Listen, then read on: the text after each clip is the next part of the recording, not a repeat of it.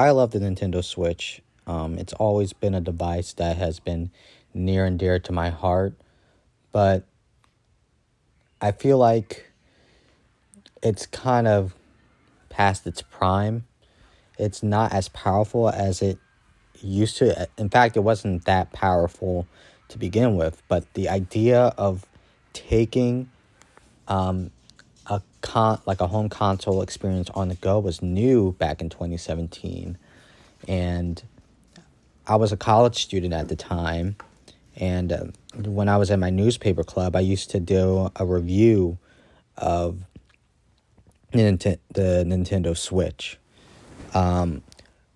Details on that, I'll link it in the description below if you want to check out my review, just so you can let you know. But now let's get straight to what this video is about. The Steam Deck OLED, which Valve shadow released. So in this video, I am just going to do a review of the Steam Deck OLED and my experience as a person that has come from a Nintendo Switch OLED. Because one of the reasons I didn't get the Steam Deck, the original Steam Deck, was because of its screen. So stay tuned. Grab some popcorn a little bit, grab a snack, and let me talk to you about the Steam Deck OLED. First, let me talk about the unboxing experience. It was a really great unboxing experience. In that you get like a lot of stuff for your Steam Deck OLED. So you get the Steam Deck itself, you get a carrying case. Not only that, you get kind of two carrying cases in a way. One for a more bulky case for better protection, and the other one is more light, more like slim, for if you just want to put it in a backpack.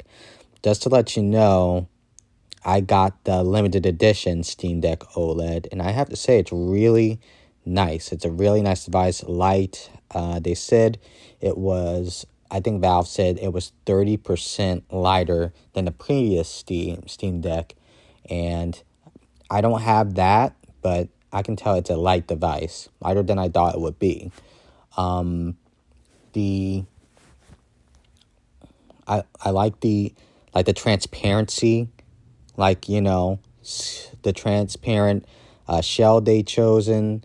It really makes you appreciate the innards of the device, the haptics, all the little things that help make this device do what it does. And there's also like these reddish orange accents that really make it stick out. It's like has a stealth look, but it's not afraid to be just a little bit poppy with those reddish orange colorways. You also get like a microfiber cloth, which I did not expect. I just, it's just a nice thing that they added that they didn't need to add. You get the power brick with the logo on it, and I think that's about it, I believe. But it was a good unboxing experience. I did like shorts, I did it in 3 parts, so you can get like the full unboxing experience. And it also comes with its own shipping box that will show that yes, you have a Steam Deck. This is a Steam Deck. I don't know how people would feel about that, knowing that the mail carriers will know, oh, it's a Steam Deck. Oh, okay. But it's really nice. It really shows that you're getting something special, and I think this device is. So let's start with the star of the show, the screen. I really love this screen, and I'm coming from a Nintendo Switch OLED, which I thought that screen was great. But what makes this screen a step above is the support for HDR. So the standard dynamic range brightness is 600 nits, but for HDR, it is 1,000 nits, which is a good amount, which is plenty bright for when you're playing a handheld console like this, like, inside your home. But just to let you know, since I have the limited edition, this is it has the anti-glare etched onto it. And even with that, I think it's plenty colorful. Games that I played, such as Bomb Rush Cyberpunk, which has like a very, like a, let's see, cartoony, uh, car- cartoony art style. It is very colorful. The visuals are popping, like the art style is popping out. Another game I played is Sonic Superstars. Is really, really colorful as well. Like it makes me want to play the game even more. But since this is also an OLED screen, I have a game such as Batman Arkham Knight. It's dark, it's drab. Well, not drab, dark, has some neon lights because it's Gotham City. It really, like, the OLED screen really makes this game shine. So if you are getting any of those games, you are in for a visual treat. I have Spider-Man Miles Morales. I just got it. I got like a Steam gift card, and I just bought it. I haven't tried it out yet, but yeah, I think this is the best screen on a handheld to date, personally. Now let's talk ergonomics.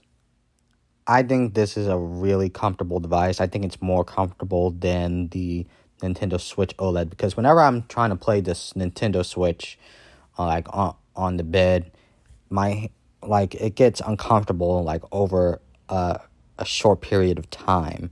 But with the Steam Deck, I feel like it's a bit more ergonomic, more comfortable in my hands.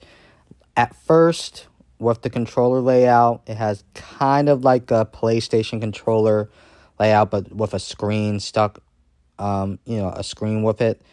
But I got used to it, and it's actually kind of intuitive. I like the layout. I have no problems with the layout. Just when you get the Steam Deck OLED, you have to like get used to the control layout. As for the user experience, I like it. It is easy to understand, easy to get around display, different ways to navigate, and I think this is like the console version, like the console version of Steam that you start out with is really good, like really easy to understand, and it'll take a good time to get used to it, and it was for me because I haven't like used Steam in like years. I'm talking like maybe 8-9 years, but I'm liking it. I think I have no problems with it, and I still have like little things to learn about it, such as like how to capture gameplay. I know you can capture gameplay with it, but that's about it. I think the speakers are really good, like really good. You can hear a lot. The volume, when you boost up the volume, it's very loud. And I heard that this is an improvement from the original Steam Deck. So I think I have no problems with the audio, the audio experience from this. And it's also stereo, so that's a nice plus as well.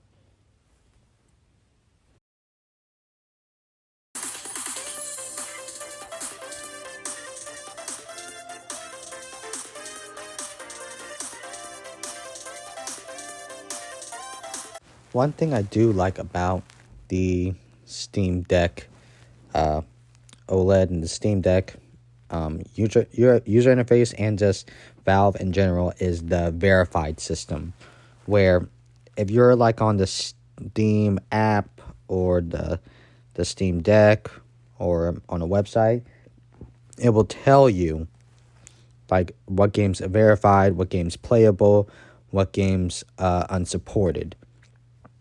Verified means that it is like fully compatible with Steam Deck, takes use of all of the features, quirks it has, such as the button layout, the haptics, etc. Playable is you'll probably need to do some setups with launchers. So for example, I bought Grand Theft Auto 5 on Steam, and it was kind of annoying, not too hard, but you had to use the touch pads on the Steam Deck with the haptics to type out and sign into your Rockstar account. So when you see something that's but also the funny thing is that Sonic Superstars is playable as well. But when I started it, it was easy. It was kind of seamless. I didn't have any problems with it. The game runs well on it as well. The only thing is the aspect ratio of the game. I think it's 16:9. I think Steam Deck is 16:10. But I can still see, and the game performs very well. I don't have any graphical glitches with it at all. So, and unsupported means it's not supported at all on. Well, I don't think it means support at all on Steam, because there are. I think I look at the Steam Deck community on Facebook, and they said some games that seem unsupported can be fully playable. So I don't know how that is, but you should, whenever you're curious about a game, be sure to look at the Steam Deck community on Facebook, or the Steam Deck community on Reddit, or Google any questions, because you'll most likely find an answer. But if there is a game that is verified, you shouldn't have to really look up if it's playable or not. It should be just playable. So check that out if you get the Steam Deck OLED.